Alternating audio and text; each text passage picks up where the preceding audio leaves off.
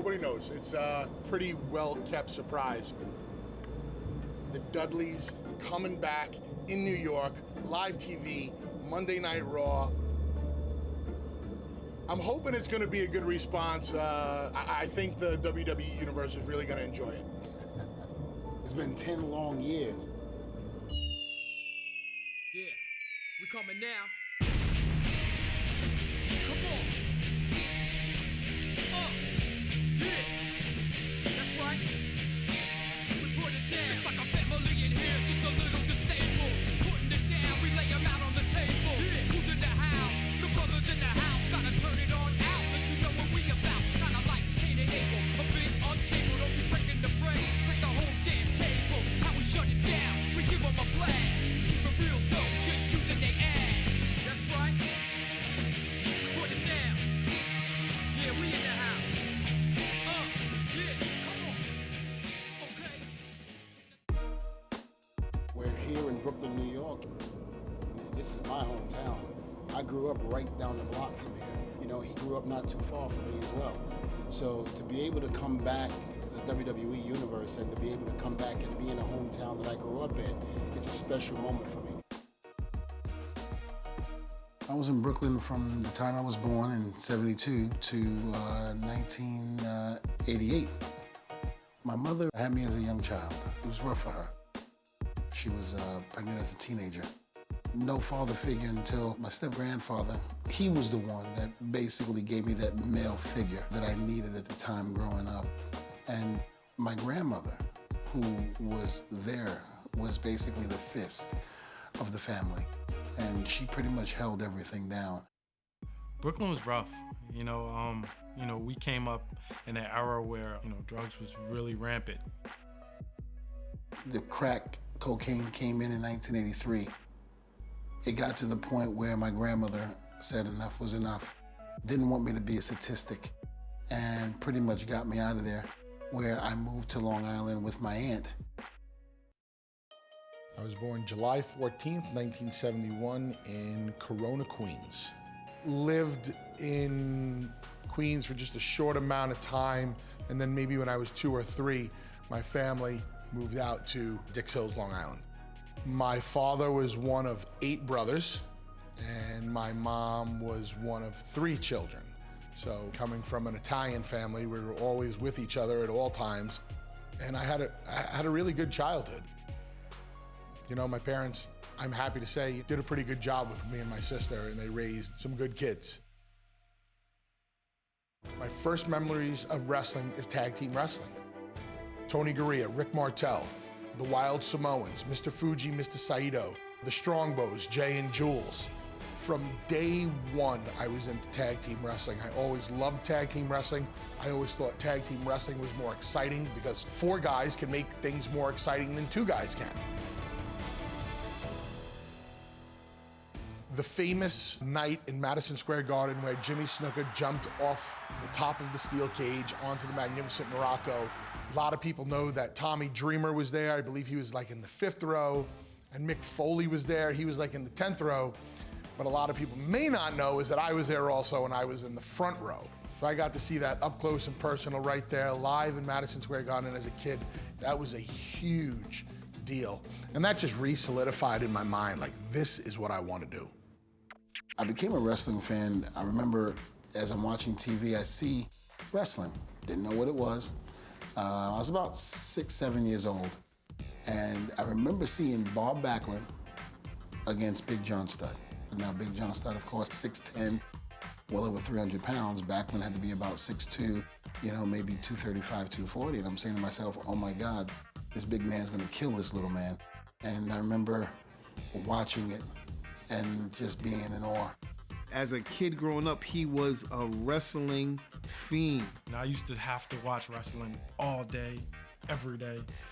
It was never can I watch this? It was, no, we're watching wrestling. Devon lived and breathed wrestling back in high school. He spoke about it constantly. I remember watching a particular match and said, I think this is what I want to do. I didn't want to go to college. I knew what I wanted to do with my life from a very early age. I wanted to be 2 things in life. I wanted to be a pro wrestler and a rock star. That was it. And Meatloaf already had the market cornered on the 300-pound front man. So I figured I'll stick with pro wrestling. When I made a decision not to play football anymore, I would tell people I was going to wrestling school. And everybody thought I was crazy. His mom primarily hit the roof. She was very upset that he didn't want to go to school. She always said I was throwing my career away by not taking the scholarship. My mother despised what I was doing. I think her attitude was, how could I tell all my friends that my son is a professional wrestler? They didn't see what I saw. They didn't see the vision. The only one that did was my grandfather. And he pretty much said, well, if this is what you want to do, then so be it. And my grandfather was the one who basically lent me the money to go to the wrestling school.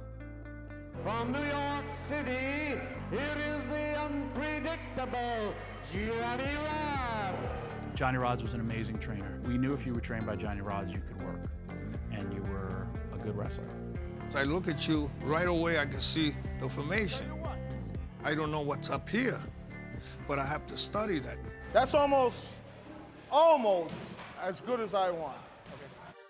When I went to Johnny Rodz's school, it was a no-nonsense type of gym. It was kind of like the Rocky 1 and the Rocky 2 when I was there. It was dingy, it was dirty. There was no air conditioning. There was nothing like that. You had to go in there and really bust your behind. I was trained so ass backwards. I like to say that the wrestling industry trained me. I learned on the fly because I was not trained nearly as well as Devon was. I remember going down there and getting in that ring, taking my first bump and thinking the news people lied. They said that the mat was soft and it was a spring in it. And I nearly knocked myself out. And he said, get up, do it again. Get up, do it again. And I'm bumping, and I'm bumping, and I'm bumping, and I'm ready to throw up in the garbage can. And he says, kid, you still want to be here? And I said, absolutely, sir. He goes, good. He goes, you throw up in my ring, I'm going to stretch you. I had no idea what stretching meant, but I knew it wasn't good. He had no complaint about anything that I made him do. He was one of the best understanding students that I ever had. It was rough for me at that time. My twin boys with their mom, who I was married to at the time, basically we lived in a one-bedroom apartment, kind of like a studio. I had to get 3 jobs. I was so tired from doing 3 different jobs, trying to take care of a family and trying to wrestle and do all of that. I did that for 5.5 years. I sold cars for a very large dealership in New York. And I also did things on the side like bounce here and there. So I was able to, make a decent living while I was following my dream. It was tough. There were times I wanted to quit. There were times where, I didn't think I had it to be a wrestler, but I remember one day looking into my son's eyes and saying, your father's gonna be somebody. He's gonna make it. Being in this area it's a big deal for us. You're from Brooklyn, I'm from Queens. We both grew up, in New York born, New York bred, and when we die, we'll be New York dead. But about 100 miles south of here is where we got our first real opportunities in the wrestling industry. Down in South Philly in ECW is really where we made our mark for the first time. New York is definitely our hometown, but South Philadelphia has that special feeling. And as far as I'm concerned, it will always be our home as well. I was bouncing at this bar on Jamaica Avenue in Queens, and it was about 2 o'clock in the morning. TV is on, and I see this wrestling show come on called ECW. And here's this guy walking to the ring, smoking a cigarette, drinking a beer. And I'm watching this and I'm like, this is the worst thing I've ever seen in my life. What is this crap?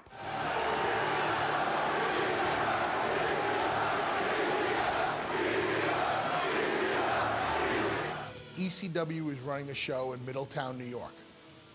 My friends basically pushed me and dared me to go. Begrudgingly, I got in the car with them, more just to go have a good time with my friends than anything else. I brought my gear with me, like you're always supposed to do. I had my resume, my pictures. When I got there, I saw that Tommy Dreamer was there. We were looking for someone, for a wrestler named 911 to chokeslam, and Bubba just showed up. He was knocking on 400 pounds. His wrestling name was Mongo Vile. He looked like a fatter, nasty boy with the sweetest Brillo pad mullet you have ever seen. I was kind of friendly with him at the time, and I said, hey, if there's any way possible that you could, talk to the promoter and maybe I could get an opportunity to do something, it would be great. I finally met Paul Heyman.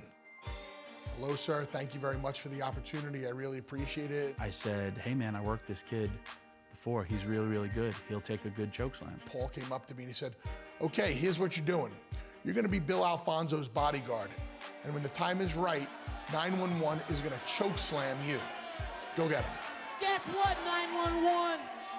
My friend Mongo from the Attica State Prison is gonna kick your ass every time he gets a chance.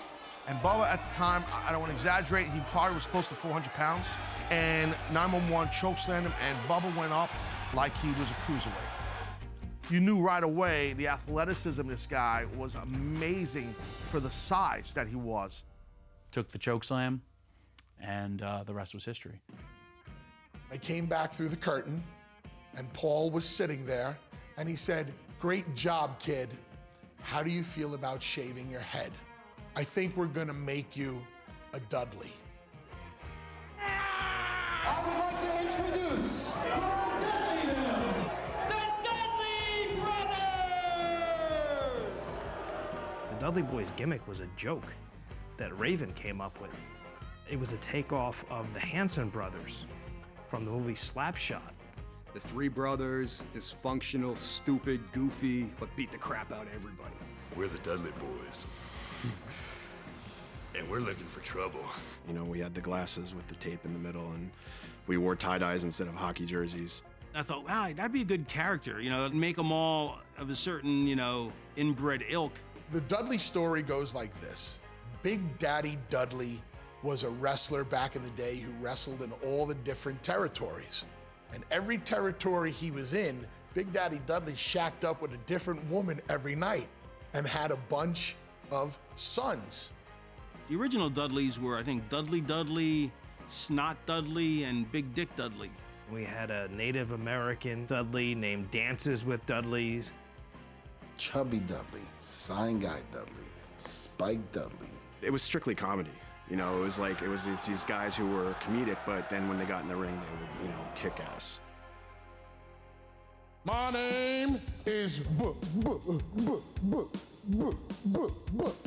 My name is Bubba Ray Dudley. Bubba Ray was a singing, dancing, stuttering, backwoods hick. These fans love Bubba Ray Dudley. He would do all this goofy stuff, and then he'd go in there and he'd powerbomb guys. Bubba Bob! He steals the show. It's great. And then in 1996, Devon came in. My name is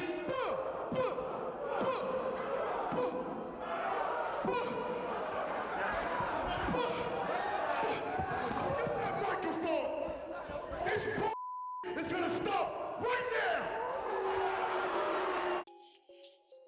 Paul Heyman said to me, I need a guy who is kind of this rugged, big, nasty African-American guy.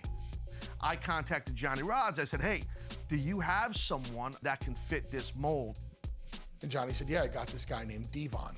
I think he was calling himself A-Train at the time. He sends Devon, give him like a tryout. They put me right in the ring with Perry Saturn, who's a bona fide nut. You cannot get him tied in the ring. The man can go, he's a machine. Devon was in better condition than Perry Saturn was at the time, and Perry had to take the break before Devon did. I remember him getting on one knee and going, the kid can go.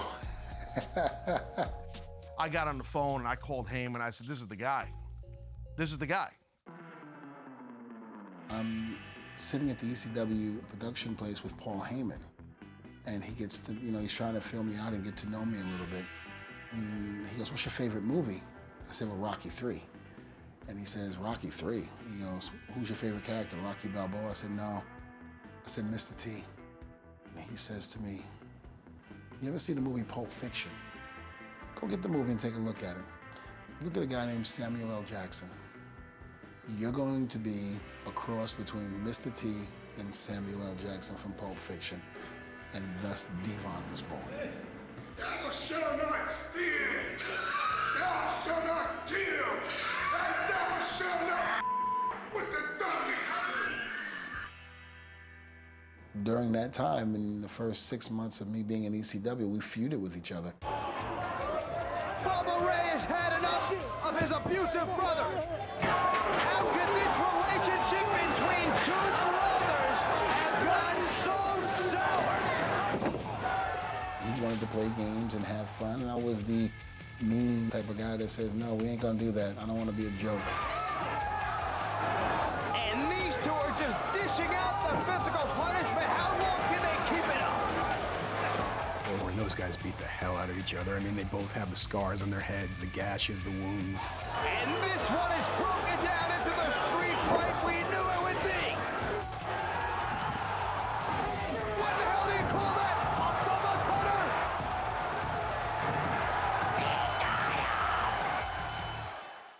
We had this really good feud going on. But after a while, it started to get a little old. I remember going up to Paul and Tommy Dreamer, and I said, listen, if you really want something to work here, I think if you put me and Devon together, you'll have something. I said, turn me, put us together, and let's give this a try. It's Bubba Ray Dudley and Spike Dudley. Oh, is Devon in trouble now? The hell was that? And that's the night we hit our very first 3D, our very first Dudley Death Drop. And it was ugly. Oh my God! Double Bubba cutter! And thus, the Dudley Boys, the real Dudley Boys, are formed. Bubba and Devon had chemistry. They had chemistry in the ring, they had chemistry backstage, on camera, doing interviews. The Dudley Boys, Devon and Bubba Ray, they get better with each and every matchup. If it's violence you want, Then it's violence I testify you will get. It grew over time when they realized that they were going to be like the next IT tag team in ECW. That's our house! Dudleyville! Our city! Our state! Our world! They're two totally different workers. I mean, absolutely different. I was a brawler. I could do all of the hardcore stuff. I could do the big power moves. Devon was the better wrestler. And we had a great finish. We had a new, unique, different tag team finish that nobody had ever seen before. And we just built the whole act around that. If you can compliment each other in the ring, on the mic, and everywhere, it's a really good package. The Dudley Boys! The Dudley Boys are in the house, so if I was you, I'd sit down and shut the up. We had that real, natural, old school heat. Don't clap for me! I don't like any of you. Cool bad guys suck. I don't like cool bad guys. If you're the bad guy in pro wrestling, be the bad guy. Be hated, be despised. No music, no fancy lighting, no pageantry. They were vile. Gratuitous swearing and obscenities and things like that. If any of you people from this miserable state had any guts, you jump that guardrail and get in the ring right now with the Dudley Boys! Like he would challenge the fans, and he would push it like way past any line of decency. The next person who throws something, I'm gonna kick your ass! Security police around the ring. I promise you, you won't get kicked out. I promise. You better not touch him. Jump.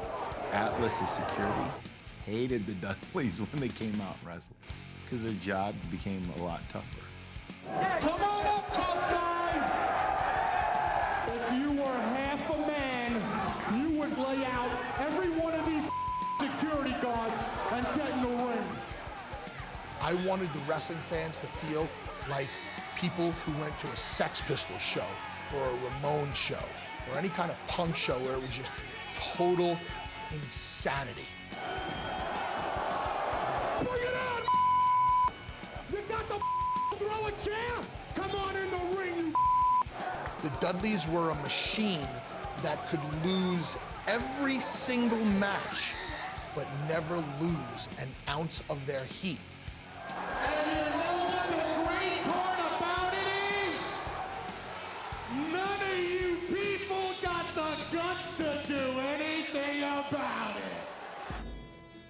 We had a tremendous amount of success in ECW. I think we won the tag team titles there 7 or 8 times. I really do lose track of it. But in the back of our mind, we always knew that we wanted more because ECW was in the top of the food chain. The WWE was the top of the food chain. Even if you thought ECW was the greatest thing ever, and many did, I would imagine most people at some point realized that you want that bigger paycheck and you want that bigger stage. We got a phone call from Blackjack Brown. He was a wrestling columnist, and Blackjack had told me that WWE was interested in us, particularly a guy named Vince Russo, who was the head of creative for WWE at the time. Me and Vince Russo started talking. He expressed, that he would love to see us come up there. We expressed that we'd love to be up there, and we got the ball rolling. Taking it from here and coming down right here, and then come to the D, and then come around about right there. Do you want me to just round you to the D? Yeah, rounding, that's right. Okay. Yep. All righty, yeah. Perfect, Leslie. Bam. Okay, what are your... Well, I love it. This is great. And Bubba and I, when we first saw the writing on here, we were like, this is it. This is the shirt. So I think we're going to be selling out of these. I got to just convince Bubba that, it was my idea to do this, so maybe give me his half of the merchandise, but we ain't going to say nothing right now. Every great Dudley idea has come out of that head. That head right there. What does that tell you? No wonder why we haven't made it that far. Bubba and I were the old school Dudleys back in ECW. If you were a heel back in the day, you didn't sell merchandise because nobody wanted to buy it because they actually hated you and they believed in the character that you played. We had a few the tie-dye shirts that had the Dudleys.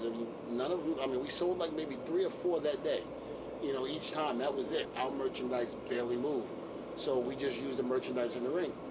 When we came up to WWE, we had 2 meetings. And our second meeting was with JR and Vince. And I remember looking at Vince and going, Vince, me and Devon, we're old school heels. We don't take pictures with fans. We don't sign autographs. And I'm telling him what we're not going to do. And he started to chuckle. He leans forward. He puts his hand on my knee and he goes, Bubba, you will sign autographs. And as if the light bulb went off, and I went, you know what, Vince, you're right. We're going to sign autographs.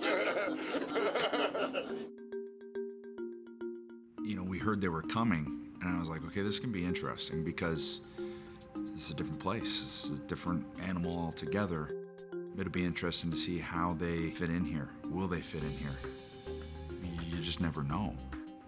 This outlaw group that was ECW, and we had seen guys come in the past and maybe didn't quite, fit with the WWE or the WWE style. They couldn't translate what they were doing over to WWE. It's the WWF debut king of Public Enemy, Grunge and Rocco. The Public Enemy got called by the WWE. They got a shot, and the Public Enemy went there.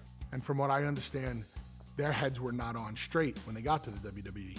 I think they were having a match where the APA was going to put the Public Enemy through a table. Now, the Public Enemy prided themselves on being the guys that did all the table stuff.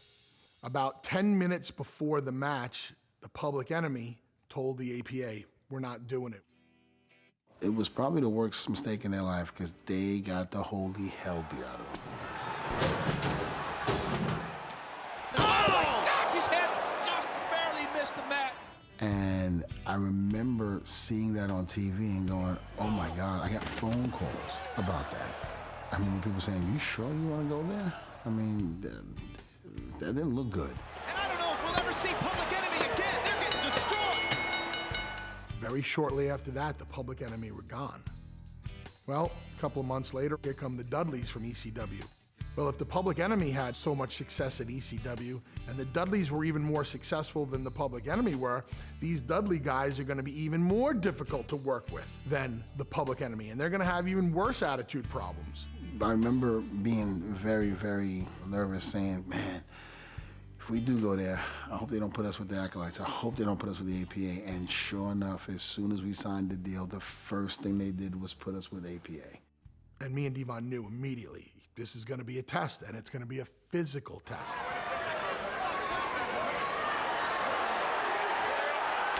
Wait a minute. What's this? King! Oh, man!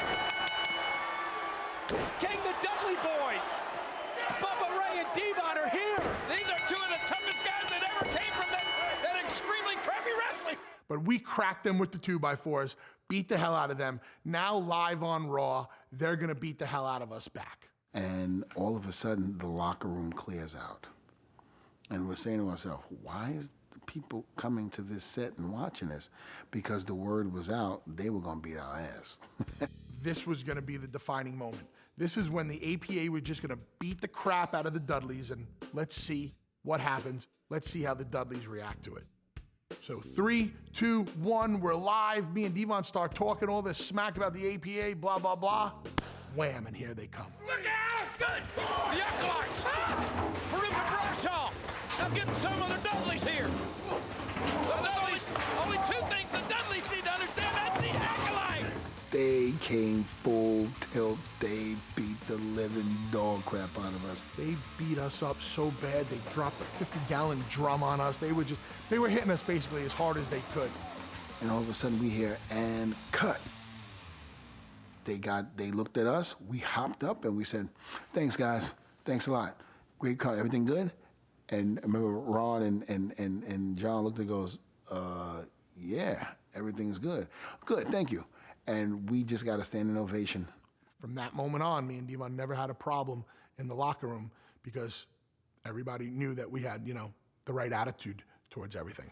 Acolytes, you might have given your soul to the dark side, but your ass belongs to the Dudley boys. Uh-oh. We had kind of a gentleman's agreement. We're going to go out there and we're going to beat the hell out of each other. And we did. They liked it that way. We liked it that way. We thought that was the way to do it, especially when they first came in. And we really enjoyed the relationship we had with the Dudleys. Anybody who's gotten in the ring with myself and John, as a tag team, knew that, hey, we weren't pulling no punches. And they never bragged, never bitched about it, I have nothing but high praise for them. We are the Dudley boys! They're very adaptable. They figured out a way to do their thing without it being homogenized, without it being watered down. These damn Dudleys are sick puppies. They are sick human beings. Their dynamic, their tables, the edginess that came from the ECW brand, it helped them adapt to what we were doing, and it helped them with their fan base for sure, because they were different. Oh my God, come on. You're kidding me. No, don't do that. Don't do that. My God. The Dudleys are not the innovators of the table spot. The guy that is the true innovator, Sabu. The tag team that is the true innovators was the Public Enemy. Those guys had all used tables long before the Dudleys had ever used tables in ECW. The Dudleys are the guys that made it famous because we found a cool way to use the tables. Devon! What? Get the table! Get the table! Get the table! I came up with the catchphrase of Devon, get the tables. So now that's how the tables became cool, and that's how it became such a staple of our act. I think there was just the whole presentation of how they utilized tables to their advantage and do unique and different things with them. I think that kind of just anointed them as the table guys. Look at this! Look at that! Jeff Hardy threw a table off the big back body drop! Oh no! 3D through a table! The first match that really put us on the map in the WWE was Royal Rumble 2000, Madison Square Garden, Hardy's, Dudley's first ever tag team tables match. Look out, Jeff, on the rail! Oh! Here we go! We got it!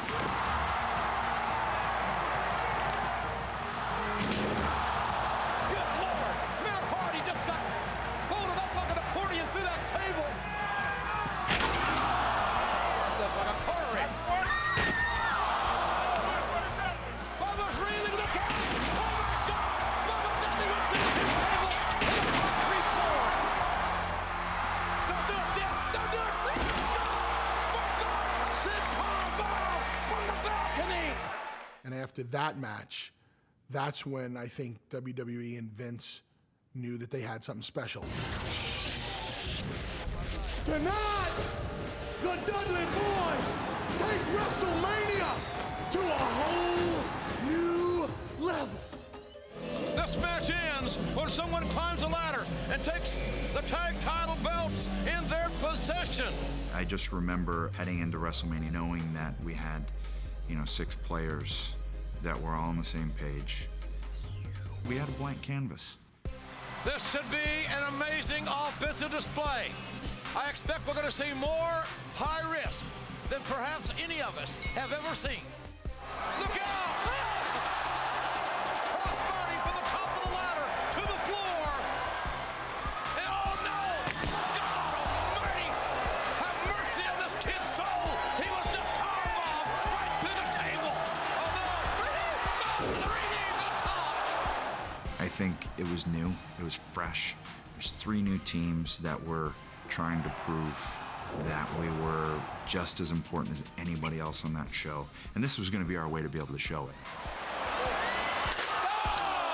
The Dudley just sandwiched Christian between the 2 steel ladders. Not the... No! He won't do the... Swanton bomb! Top of the ladder! To the floor! Really proud of that first triangle ladder match at WrestleMania 2000. Some say it was the best match on the show. And we gelled really, really well. TLC 1 at SummerSlam in the Carolinas was the first time we were ever gonna consciously incorporate the tables, the ladders, and the chairs. It'd never been done before, never been called a TLC match. But if we get 20 minutes, we can do something that people won't forget. And we'll do it by putting our bodies totally on the line. I think that we were all going out there with the same goal in mind, and that was we knew we weren't the main event, but we were going to do everything in our power to steal the show and make it memorable. And if they were talking about one match after that show, they were going to talk about ours, and that was our goal. Tables, ladders, and chairs are all legal. Forget about pinfalls. Forget about tags. Oh! Hey, look at this! My God, a double Russian leg sweep. For the love of God, a double five. Look at that! Delivery there. When we were watching the back, we were both in horror and also great admiration. Boy, what haven't these guys done in this match, JR? What else could these men come up with? Uh-oh. Oh, Bull Nelson. Oh, my God! Oh, my God! For the love of God, did you see that? We all weren't afraid to throw ideas around it. Sometimes things would get shot down. Sometimes things would be like, didn't work or whatever, but we were all very vocal. That's the great thing about it was that we checked our ego at the door. We knew we had something special. To have 6 guys in this wrestling business, it's hard to come by where you can check your egos at the door and go out there and do real business. That's what we did. We did real business. They're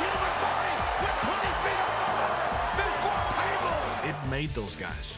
After that first tables, ladders, and chairs match, those guys were massive superstars. That match went really, really well.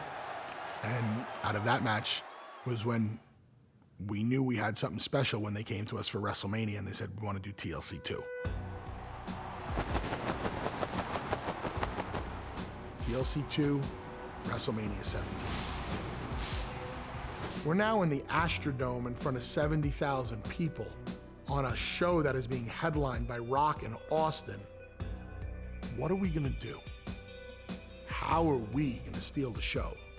There's only so much you can do, you know, and we felt like we were at that point. You know, it's the second WrestleMania we're doing this, and it's 6 months after we've done it at SummerSlam. This match is as dangerous a match as you will ever see. They want to raise the bar. They want to take it where no one has ever gone before. All about that, the WWF Tag Team titles hanging high above the ring. That's the first time where the pressure started to like seep in through the cracks a little bit, but we figured it out. The Hardys with the tandem offense. Oh, Jeff, look out. Bubba Ray Dudley just powerbombed Jeff Hardy. We knew that this match was gonna be a little different because we were gonna introduce 3 different people. The Hardys had Lita in their corner, the Dudleys had Spike in their corner, and Edge and Christian had Rhino in their corner. So at the appropriate times in the match, we were gonna introduce these new people by running in. There's little 150-pound Spike Dudley. Rhino spearing down Bubba Ray. Lita with a Hurricane Rana. It was magical to me. I mean, to just be on that grand stage, and I think we pulled out all the stops. I think we entertained, and I'm pretty sure they were happy with it. How we didn't maim each other or kill each other in those TLC matches is beyond me.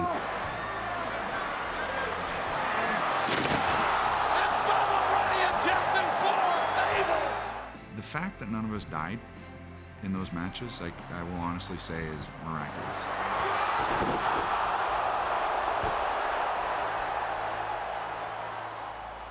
We went in there and we just tore it down. There was no one at that time that could have come even close to what we were doing. And to be able to steal the show 2 years in a row at WrestleMania was really, really a feat that we didn't even see coming. When you think that these 6 couldn't raise the bar anymore, they did it.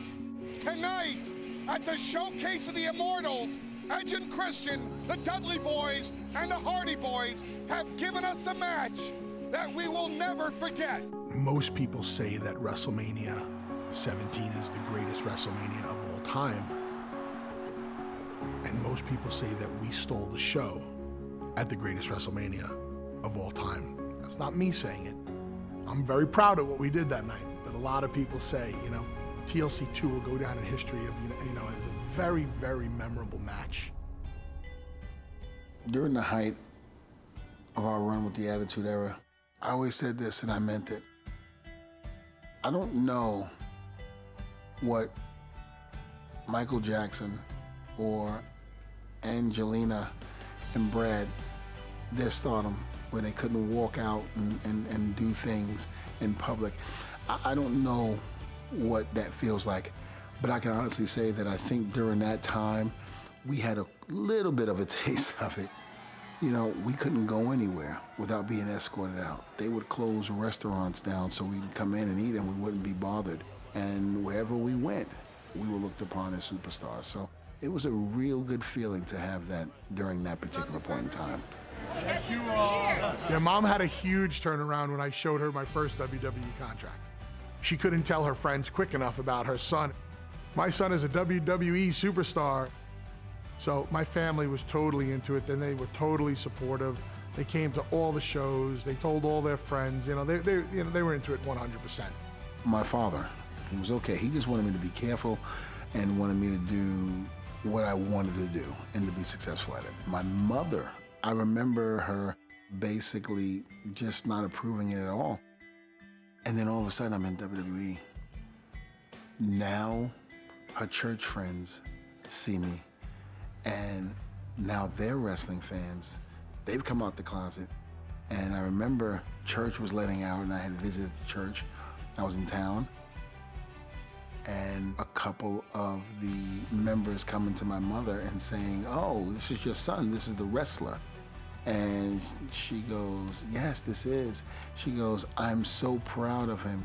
God, he's done so great, and I'm just so happy with the decision that he's made." And I turned around and I looked at her and I went, and I took a step to my left, and she went, "Baby, what's wrong?" I said, "'Cause lightning can even strike indoors." I said, "'Cause you know you're lying."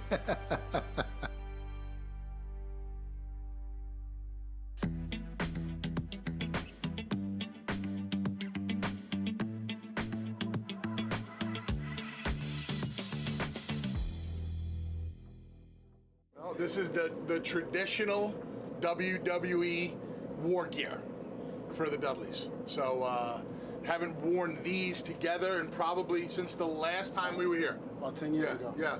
Feels a little weird, you know, because we've worn other things in the ring since we've been gone, but it feels good to be back in gear that, you know, the fans recognize us in, and they never forgot, you know. Everywhere we go, people ask us, "Are we gonna ever wear the camos again?" And the white glasses and things like that. When we first came from ECW, we wore the tie-dyes and the glasses.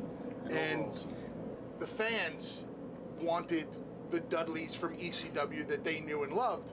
But WWE was trying to kind of put, you know, their spin on it, their stamp of approval. And one day, I think it was in Boston, Vince comes up to us, he goes, "Just change your gear." So I go, well, what do you want us to wear? He goes, "I don't care, just change it." We showed up in camo one day, I love it. And that's really how it, you know, that's how it came about. I was always proud of the fact that we could go out there wearing just about anything and it was gonna work. So. You could put us in anything, call us anything, but hey, we're still us, no matter what. At the end of the day, they know who we are. In 2002, WWE did their brand split and they did their draft. They were gonna make Raw and SmackDown 2 separate shows, 2 separate entities. And I remember Vince coming to me and Devon and saying, "I need to shake up the draft. And I wanna do something that's gonna shock the people. So I'm gonna split you 2 up." I start with Bubba Ray Dudley. Well, Rick, looks like you're looking for the most dominant tag team in WWF history, the Dudleys. You got yourself Bubba Ray. Guess what, Rick? My next choice on SmackDown, I choose Devon Dudley. What? Devon? You mean Devon and Bubba are going to different shows? I got hung up in it. I'm like, wow, this is really, they're legitimately, the team has just broken up here. I was gonna become Reverend Devon, which I enjoyed immensely. God, I enjoyed that character because it was so close to home with the preaching and carrying on. I come to you, stand before you as a humble servant of the man above. Testify! I liked it. I don't know if it really got over. I don't think it did. It didn't last long. I liked it. I thought he was great in the role. I thought it was entertaining. Although I didn't agree at first, and Bubba and I didn't agree with us separating back in May. We felt that there was more to do with us. It's hard to see one or accept one without the other. You have to be able to somehow get the fans to see you as your own entity, and that's the difficult part. The Dudleys are a tag team. I will always think of them as a tag team, so if they wrestle in single matches, I will always feel like they're only apart for a limited amount of time and they'll be back together again. Apart, you're taking the entire act and you're destroying it. You don't get all of the fun things and all of the exciting things that come with the act of the Dudley Boys. They looked like a tag team, they dressed like a tag team, they did all team maneuvers and things like that. There was no more Devon get the tables, there was no more 3D, there was no more what's up headbutt.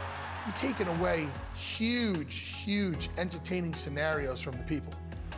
It went well for a while, but we both knew it wasn't the right thing. And all of a sudden, the whole character went south. It didn't work out anymore. And when that happened, it was just like, oh, what do I do now? I don't often quote 80s hair bands, but you don't know what you got till it's gone.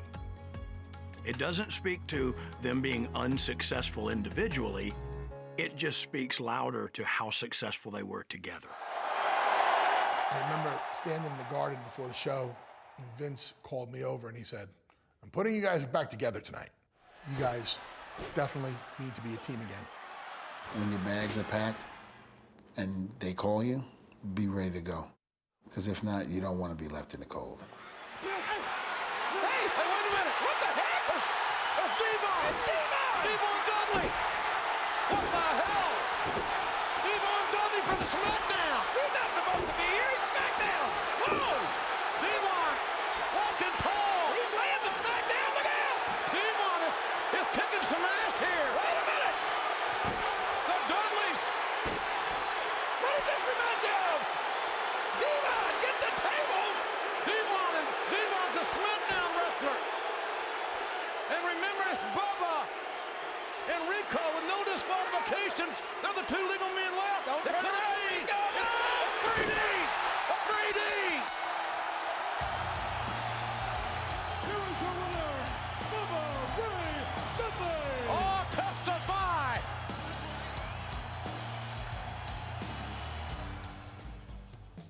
The people loved seeing us back together.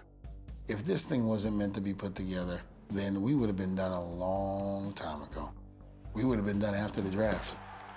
Although I was disappointed of the outcome of Reverend Devon, I was happy with the fact that we could salvage whatever we had and get back together and do it. I think the Dudleys are the Dudleys, you know, and I think that's one of those instances where that's what people want to see. I think the problem that we ran into after we got put back together is we did not have a lot of tag teams to face at the time. The Hardys had gone their separate ways, Edge and Christian had gone their separate ways. We didn't have any other teams to make that magic with. Right before the contracts ran out, we were burnt out. We were tired, we were hurting. We went 15 years plus without a break. At that point, things had gotten strained, and I think we all decided that it was best for everybody to go their separate ways. We needed that, because without that, I don't think that either one of us could have lasted. We just needed a break, and that's when we left. It was really, really a cool time to be able to spend time with the family, because I hadn't done that in almost 15 years. We got to spend a lot more time with them, a lot more than what we were used to growing up. Living in Florida was awesome because we used to go to every single park. He would spoil the crap out of us. I mean, we would go to Disney, Universal. He'd make sure we got the newest Disney hats, shirts, everything. I missed a lot of birthdays, I missed a lot of weddings, I missed a lot of everything. So it was cool to be home and to be able to do that.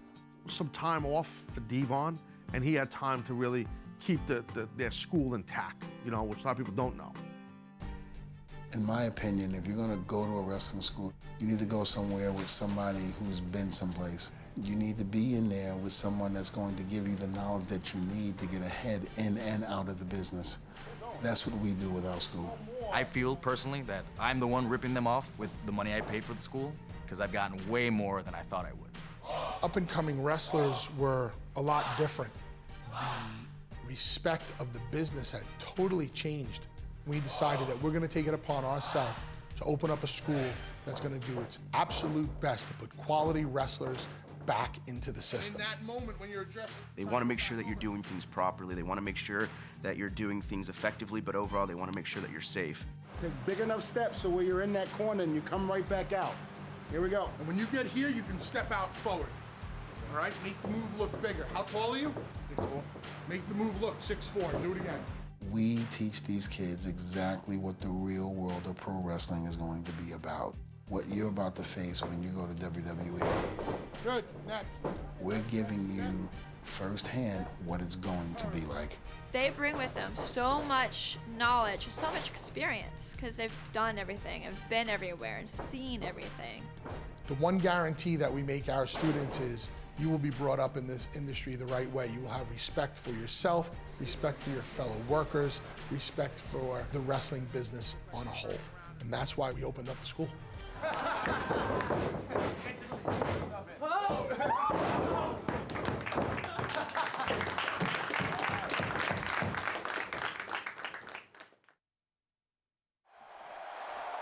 I got an email from Road Dogg. The Rumble is in Philly. What's your status? What are you doing? It's just a blanket statement, just kind of curious. They said, I'll probably be available as of January. If you'd like to do anything, let me know. Philadelphia, Pennsylvania. Couldn't have been geographically any more perfect for Bubba Dudley's music to hit. We're coming now. Oh my! What? Oh, you gotta be kidding me. Welcome home to Philly! You've gotta be kidding me! Bubba Dudley! Guys, for the first time in 10 years, Bubba Ray Dudley's come home! Roof came off the joint. Represented himself well, represented Devon well. Bubba has been at 5 Royal Rumble pay-per-views, including some incredible...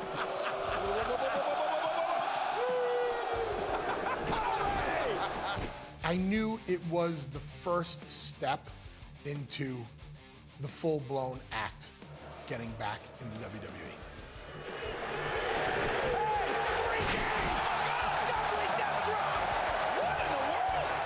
I remember sitting there watching it and just going, wow, that's good. When they started chanting Devon, that's when I said, oh, this is real good.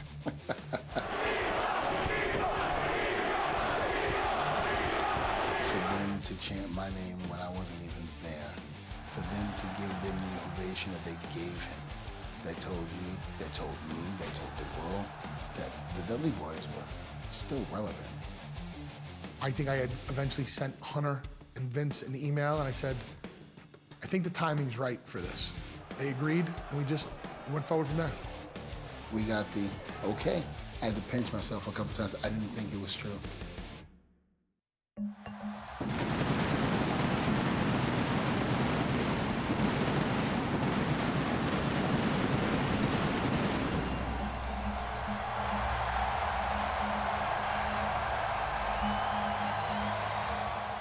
This is the calm before the storm, because we know the storm that we're about to bring. That's just the truth. We know what we're about to go out there and do. We know the level of excitement we're about to bring to the universe. We know the level of physicality we're about to bring. We are gonna pick up right where we left off at One Night Stand 2005, which was the last time we were in a WWE ring. We're gonna pick up right there, and it's gonna be as if we never left. And we're gonna pretty much let the music do the talking, and the music is gonna be the cheers and the roar of the WWE universe. I always said, you know, being in the WWE the first time, that was chapter 1. Chapter 2 is about to start. And if you like chapter 1, where do you get a load of chapter 2?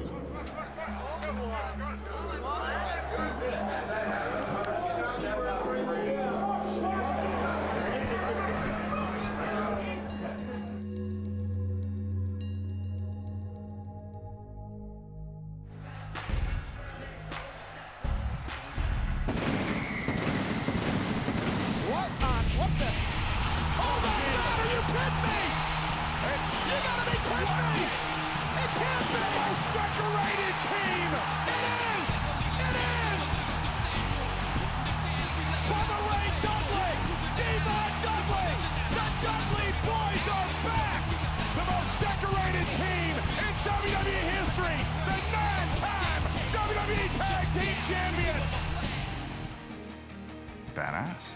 Dudleys are back. I'm not sure there's many teams that you could have put together after a 10-year absence who would come back and connect right away with that audience. It was overwhelming. I was supposed to go left, he was supposed to go right. I wound up going right and did a little circle dance around him to get to where I was supposed to be. I watched it about 3 or 4 times. I was just so happy, so happy to see him, so happy to watch him. He worked so hard over the years. I thought he deserved it. He deserves everything that he gets.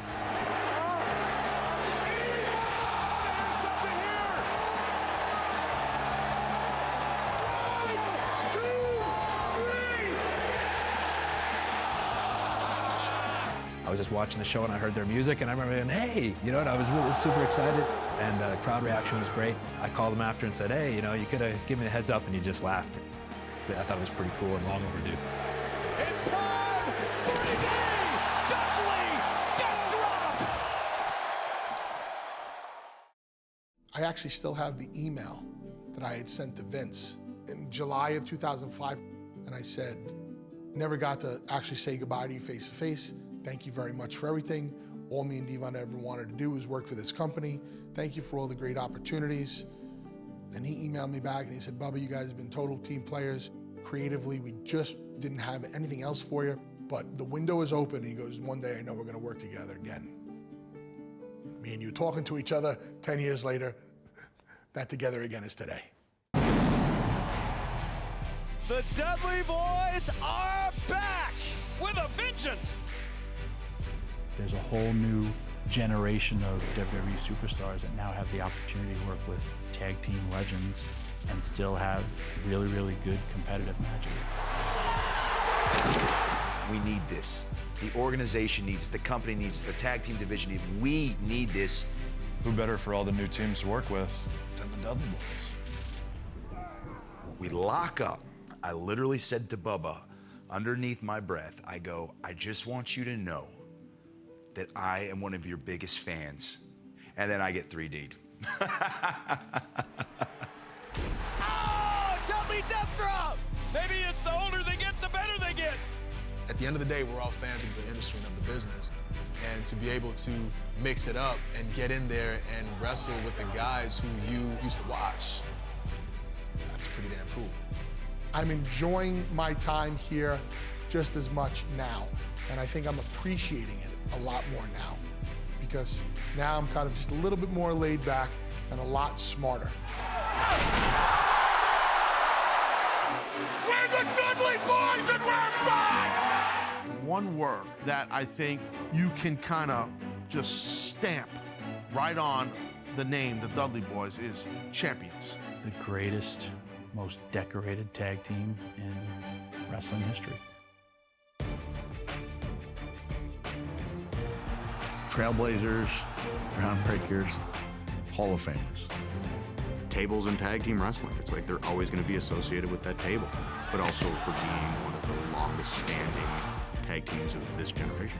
20 years of the Dudleys is amazing that it's lasted that long. And I think their legacy is one of greatness and pushing the limits and making a difference in how tag teams are looked at. I hope every fan who has ever seen us can say that they enjoyed what we did. That's what matters the most. And we're as close to being legit brothers as you can possibly get. Remember, same father, different mothers. We're real brothers from different mothers. Same father, but we're brothers in every sense of the word. I think when all is said and done and the Dudleys continue to dominate tag team wrestling, people will automatically say the greatest tag team of all time is the Dudley Boys.